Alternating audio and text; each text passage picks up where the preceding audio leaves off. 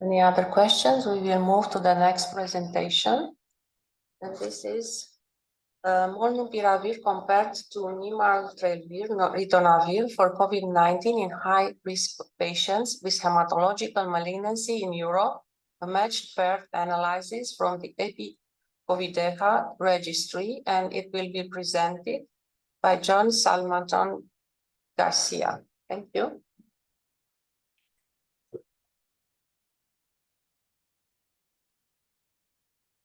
Thank you very much, and thank you very much to you all for coming today. These are my disclosures and also the disclosures of the EPICOVIDEHA registry itself. Since the pandemic of COVID-19 was declared, the first, in this case, prophylactic option that appeared were the vaccines. And then afterwards, we started having treatment options, first with monoclonal antibodies, afterwards with antivirals. Nevertheless, we have to keep in mind that in this case, I will be speaking all the time about patients with an impaired immune system, which basically means, in other words, that the vaccines, they don't work exactly the same as immunocompetent persons. Specifically, I will do a comparison between Molnupiravir and nirmatrelvir ritonavir in this population. And this is because both drugs are the two antivirals that have or can be administered orally in the patients. They have in common that they are focused in adult patients, and also the main option, or like the main intention, is to reduce the risk to have a progression to severe COVID-19 episodes. Beyond these common points, they are different in certain aspects, as you can see in the bottom part of the slide. First of all, they don't work exactly the same regarding or their interaction with the virus. It's not the same. Molnupiravir promotes the mutations in the virus, and nirmatrelvir ritonavir interacts with protease. The difference, another pretty relevant difference actually, is that Molnupiravir doesn't have any reported relevant contraindication or drug-drug interactions. And when a physician administers nirmatrelvir ritonavir in their patients, they have to keep in mind that there are certain contraindications and also drug-drug interactions. For the first one, especially in renal patients, and the drug-drug interactions, they come from ritonavir. And in clinical trials with the COVID-19 patients, of course, but otherwise healthy patients or with general population, in Molnupiravir it was observed a mortality reduction of the 30%, while in nirmatrelvir ritonavir of 90%. Apart from that, and this was somehow the main reason for running this study, was that Molnupiravir is not authorized in Europe, whereas nirmatrelvir ritonavir is. And for this analysis, we use the EPICOVIDEHA registry, which is an online registry for COVID-19 patients with baseline hematological malignancy.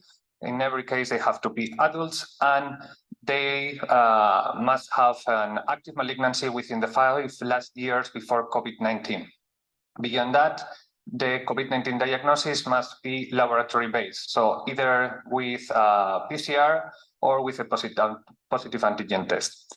And for this analysis, in order to be as specific as possible, we took only 2 types of patients: patients with monotherapy of Molnupiravir and patients with monotherapy of nirmatrelvir ritonavir. And we matched them. We matched them in sex, in age, and in severity of the underlying malignancy. In total, we gathered 116 patients from Europe, and for each of the groups. As you can see, the distribution is as follows. We can observe patients treated with nirmatrelvir ritonavir, mainly in Northern Europe, in Sweden, and also in France and Spain. In the case of Molnupiravir, we must go a bit to the east, and then we have in the Central Europe, in Serbia, Italy, Belgium, and Germany, patients receiving either one or the other treatment. And now we go to the results. We can see how, regarding the sex distribution, 60% were male, which is a similar distribution as other studies we have performed within the EPICOVIDEHA registry. The median age was 64 years old. And now, if we focus in comorbidities, in both cases, the main comorbidity beyond the malignancy, of course, it was chronic cardiopathies.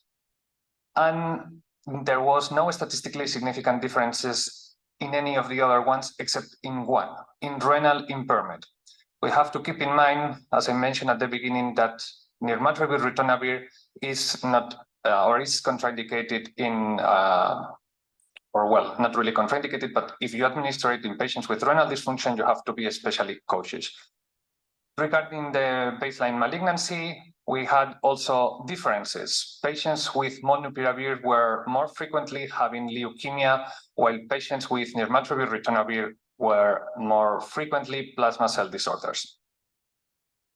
Regarding the status of the malignancy at COVID-19 onset, this was a matching, the third matching variable, and we can see how the 60% of the patients had a control, or in this case, 56% of the patients had a control malignancy, 1/3 active disease, and the rest stable disease. No differences in the neutrophil numbers at the beginning of COVID-19 episode, and we did observe differences statistically significant in the proportion of lymphopenia.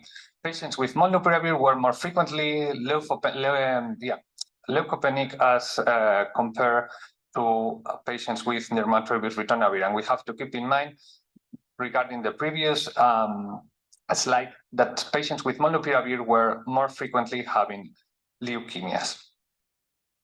Now, status in the COVID-19 vaccination. This is pretty interesting, actually. Statistically significant differences, we can see them, and what I want you to see is that patients with molnupiravir were more frequently non-vaccinated, 1/3 of them, and patients with nirmatrelvir ritonavir were much more frequently having a 4th vaccine dose as compared to patients with molnupiravir.